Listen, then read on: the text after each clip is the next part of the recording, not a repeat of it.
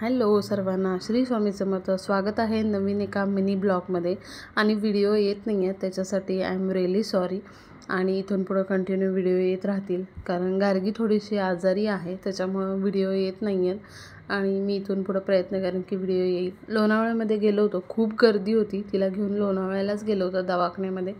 आणि एवढं traffic jam झालं होतं. शुक्रवार शनिवार रविवार सुट्टी असल्यामुळे ट्रॅफिक खूप झालं होतं. तुम्हाला जर काही यायचं असेल तर प्लीज शनिवार रविवारी येत नका जाऊ, कारण गर्दी असते खूप. कारण आपण त्या ट्रॅफिकमध्येच अडकतो आणि जिथं आपल्याला पोचायचं असतं, जे एन्जॉय करायचं असतं ते राहून जातं. आणि जवळजवळ एवढ्या गाड्यांची लाईन होती की जिथं आम्हाला 2.5 तास लागले डॉक्टरांकडे जायला. येताना मग पटकन आलो, कारण ट्रॅफिक पूर्ण कवर झालं होतं.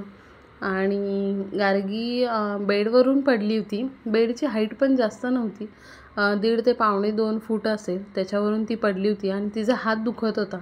औषध आणलं होतं आम्ही तेव्हाच, पण ती हाताची मूवमेंट जास्त करत नव्हती. मग तिचा आम्ही एक्सरे काढला आणि एक्सरेमध्ये थोडंसं डॅमेज दाखवत होतं, म्हणजे थोडंसं ते क्रॅक झालं होतं. मग त्याच्यासाठी आम्ही खोपोलीमध्ये जे हाडांचे डॉक्टर आहेत त्यांच्याकडे तिला घेऊन गेलो होतो. मग त्यांनी तिला असं शोल्डरला प्लॅस्टरसारखं ते केलं होतं. आणि तिथून आलो, मग थोडीशी कपाले भेळचं भडंग भडंग आहे त्याची मी भेळ बनवली होती.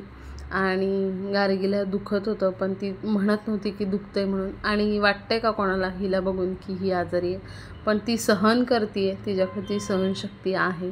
आणि ती अजिबात रडली नाही आहे. मी रडले तिचा एक्सरे बघून की तिचं हे झालं आहे, मला थोडंसं लक्ष द्यायला पाहिजे होतं, माझं दुर्लक्ष झालं आणि ती पडली. मला खूप वाईट वाटलं त्याचं, पण तिला तिचं काहीच नव्हतं. ती हसत होती, ती मलाच बोलत होती की मम्मा रडू नको, मला दुखत नाही आहे.